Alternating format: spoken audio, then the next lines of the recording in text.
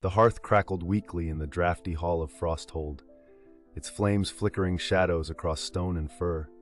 Here, in the desolate boughs of the true north, the chill was a constant companion, a reminder of the unyielding grasp of winter. The wolves of winter, a name echoing with past glory and present obscurity, gathered in a somber huddle. Edric, their de facto leader and the last of his line to bear the burdened Stark name, paced with a restless energy that betrayed his unease. His breath mingled with the frost of the chamber, dissipating like the whispers of forgotten kings. Tonight, like many before, brought tales of the South, where the Bolton's ambition was said to swell with each dark turn.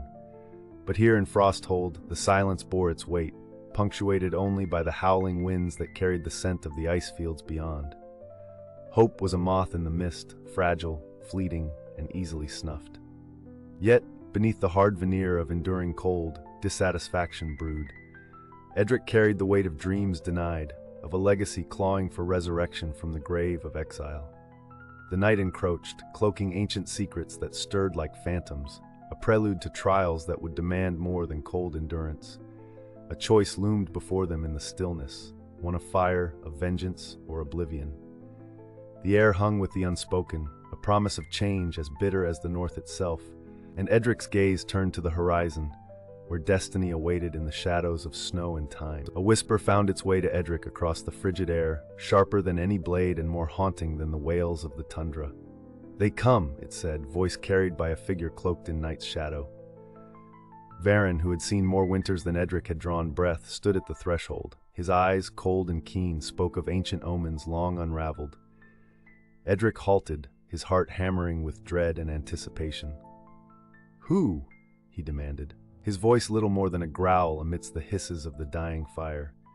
Varen's silence was laden, finally breaking like thin ice. "Riders, from beyond the wall." A murmur swept through those assembled, curiosity and fear entwined. The wolves of winter shared glances, each wary of what new turmoil fate had spewed upon their path. It was no small thing for riders to venture so far north, not without a cause that could shatter the very ice underfoot. "If they bring battle, we shall greet them with steel," Edric declared, though his words rang hollow against the specter of a greater threat. Varen's gaze did not waver. "They carry no banners, only tales." The white trees whispered of a darkness older than memory, stirring in the wastes. A chill not born of cold snaked down Edric's spine. Legends told of a shadow deep within the north, a relic of the first men who had walked with the old gods. Tales his father whispered, half forgotten, now clawed at his mind like the wolves they'd named themselves after. Yet here, on the cusp of revelation, fire surged within him, fierce against the void's creeping tendrils. Edric's eyes hardened to flint. "Prepare the horses, we ride to meet them." The call to adventure hung in the air, a melody of ice and futility. The wolves of winter, exiled and embittered, would march once more into the blizzard's maw, to confront shadows as ancient as the world and reclaim a legacy writ in frost and blood. Edric's heart was a storm, but his feet felt like lead as the wolves of winter stood poised to heed the call of fate. The shadows of his ancestors weighed heavily, and with them the crippling fear bound tightly to his chest. The rider's tales of waking darkness churned doubt within him, a whisper of failure that clawed at his resolve. What if he led them to ruin again? "I beg you, Edric, we don't have to go," murmured Alice, his brother's widow, her eyes searching his with a wisdom tempered by loss. Her plea was a bitter whine, thick with unspoken dread.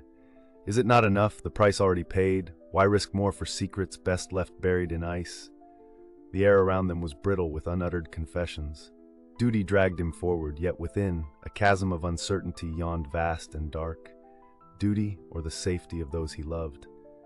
Varen's gaze was a silent judgment, yet Edric knew the choice could snap the fragile bonds of trust. A tremor passed through the gathered souls. "We must," Edric declared, though his voice held the weight of his conflicting heart. He could feel the sting of destiny's paradox pressing at his temples, the legacy of an exile drawing its lines upon the pale canvas of the north. In the shadowed chamber, Edric found Varen perched like a raven on stone. "Old tales," the elder murmured, his voice a weathered whisper. When the world still shivered in its cradle, men spoke of the frozen king, a shade sown from the void before dawn. The words clung to the air like frost, etching fear into the marrow of the room. Yet within their chilled comfort, Edric sensed a thread he must grasp. "Guide me," he implored. Varen nodded, eyes pools of glacial fire. "First, the bindings of the old gods, then the heart must embrace the cold." The mentor offered not solace but understanding, strength forged in ice. Edric stood on the cusp of the world he knew, and the unknown that beckoned like a specter across a chasm. The chill bit through his cloak, a wolf's bite to test the flesh beneath. Around him, the wolves of winter readied with grim resolve, eyes dark as the northern night. His heart drummed an anxious rhythm, as if warding off the dread that danced at his edges. As they mounted their steeds, the cries of distant ravens echoed, a black melody blending with the whisper of snow underfoot. Alice lingered by the gate, her silhouette a portrait of sorrow and strength. "Return, Edric," she urged softly, a prayer wrapped in steel. He nodded, a fraction of a smile ghosting across his lips, masking the weight of heritage. "We ride not to war," Edric proclaimed, the wind carrying his vow, "but to reclaim what time has forgotten." With a sharp command, they spurred their mounts, crossing the threshold into a world cloaked in secrets, where shadows wove tales of old gods' whispers and the promise of long nights. The journey into the white vastness had begun. The Frosthold sun hung low, casting a cold blue hue upon the stark landscape. Edric and his wolves of winter rode silently, their breath forming clouds in the air, the snow crunching beneath swift hooves. Ahead, the horizon seemed a vast, unending expanse of white, the very air whispering of legends forgotten by tongues too warm to remember. As they crest a ridge, the riders from beyond the wall emerged, spectral figures against the glaring sheet of ice. Their leader, a hard-eyed woman named Aska, wore a cloak of fur and mystery. Her companions, weathered by endless winters, watched with eyes like chipped ice. Edric halted, his hand tightening on the reins, eyes narrowing against the biting wind. "What dark tales bring you so far from hearth and home?" he demanded, voice steady though his heart was tumult. Aska's smile was thin and knowing. "Darkness stirs, Stark, a king beyond memory, rising from the ice itself. We carry words older than your stones, a warning from the shadows." The wolves exchanged glances, worry lines deepening. Varen, silent beside Edric, nodded for truth. "Will you fight?" Aska's question was sharp as winter's bite. Her gaze bore into Edric, testing resolve against ancient fear. Edric's breath fogged before him, a testament to life and choice. "We'll not abandon our world to darkness," he declared, the steel of eternity in his voice. As the wind howled like a mournful dirge, they turned as allies, not enemies, against the night. The pact was sealed in frost and firm handshakes as arrows of destiny sailed past, the future uncertain, their path sculpted by ice and secrets yet untold. Together, they plunged deeper into the engulfing storm, each step a ghostly echo of history's lingering call. In the heart of the storm, Edric grappled with the spectral fears clawing at him. Aska led with quiet resolve, a guide through the drifts of ancient ice. Each step towards the forgotten promises felt like an eternity, the cries of hushed ancestors echoing their warning. He steeled himself, for the path to the inmost cave was fraught with whispers of those who failed before him. Night thickened, shadows whispered of doom, yet Edric pressed on, a lone wolf finding his pack, the spirit of the north riding beside him. Here where frost turned flesh to stone, when choices carved destinies in ice and night, he faced his inmost fear, the embrace of that which he did not understand. The storm screamed around them, an unrelenting wail echoing the fury of the old gods. Ice bit at Edric's cheeks, seeking a weakness just as his fears gnawed at his resolve. Yet, in the face of such primal rage, he discovered a fierce clarity within himself, a stark fire ignited by necessity. Aska halted, raising a hand, her breath forming specters in the air. Before them, a mound of snow shifted, revealing an entrance to depths untouched by time's cruel hand. Symbols of the first men adorned the arch, a language etched in the bones of creation. "Beyond lies the heart," Aska murmured, voice woven with reverence and dread. Edric nodded, stepping forward. Each heartbeat echoed his forebear's courage, a steady drum defying despair. As they descended, an unnatural warmth enveloped him, the air alive with whispers channeled from the past. At the cavern's core, the frozen king awaited, a wraith forged in the endless night. Its presence was suffocating, a darkness alive and reaching. Edric's hand found his sword hilt, the steel cold, much like the fate he faced. "You come for truth," the apparition intoned, voice ancient, a grave breath in the silence. Edric met its gaze, unyielding. "I come for life," he declared. The wraith surged toward him, ice exploding with the force of timeless wrath. But Edric stood firm, driven by history's silent chorus and his own simmering defiance. In that moment, he found the strength that flowed through his blood unbroken, a Stark legacy renewed. The clash echoed, steel meeting shadow, as the cavern was reborn in light, the ancient power yielding. For he had faced the ordeal, not with fear alone, but with the unbreakable thread of his heritage. In the aftermath of facing the frozen king, Edric emerged from the cavern's maw, the fierce winter wind a welcome friend against his skin. Within he bore the ancient truth granted by the spectre, a knowledge steeped in the wisdom of the first men. It was a reward not sculpted from gold or steel, but of a deeper understanding that the greatest power lay not in dominion, but the unity of flesh and spirit, of past and present.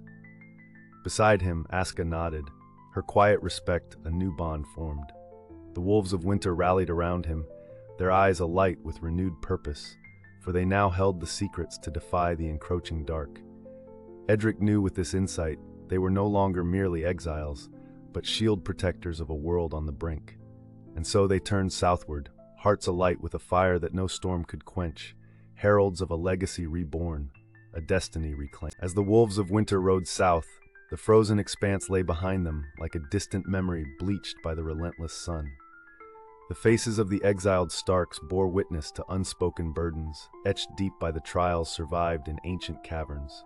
With each mile conquered, the knot within Edric's chest unraveled, a weight lifting with the passing wind. The earth beneath their mounts vibrated with a promise both ominous and hopeful. Edric felt the chill of the north recede in gentle waves, replaced by whispers of conflict simmering beneath a deceptive calm. The tales of Bolton ambition were the undercurrents they sailed, fraught with danger yet necessary for the reckoning they would demand. Visions of the frozen king lingered in Edric's periphery, a shadow and a guide. It spoke in his mind of unity forged in fire and ice, of alliances yet unseen. Aska rode beside him, her silence a comfort, a warrior, a confidant. Together they anticipated the looming crossroad, vengeance or alliance, ice or flame. Edric knew too well the legacy of the Starks was a double-edged sword. Yet from its crucible, he believed they could shape a new dawn, one that sang of redemption and resilience. The strings of fate called to him from the south, as ever unyielding as the first chill of winter. Uten semitskits gipiano planos veagzerot epon sukbe niclinutia vodnatautes com dared gotrent, intensive lorem papest carberi lodartos itzmol. At the break of dawn, as birdsong pierced the stillness, Edric stood at the edge of the camp. The wolves of winter stirred behind him, bonded by secrets etched in ice. Their return would be marked not by battle, but by whispers of change. In the heart of the north, they found a truth that thawed ages of isolation. He turned towards his kin, his voice a steady pledge. "We bring the fire of the old world north, but we hold its light for all. We are Starks, of winter and of loyalty." The journey home was not merely of miles, but of steps taken towards a legacy rekindled.